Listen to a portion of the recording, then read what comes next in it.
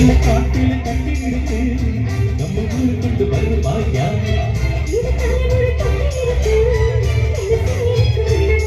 அடினக்கு விடுவாங்கலாம் கட்டி தோரை உனக்கு கதை கொஞ்சம் தருவாயா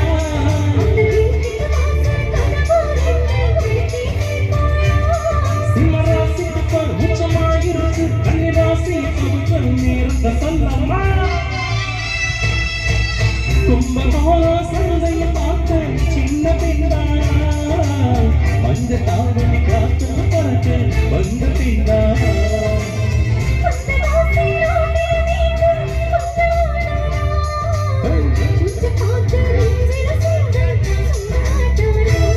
ஒரு வீட்டில்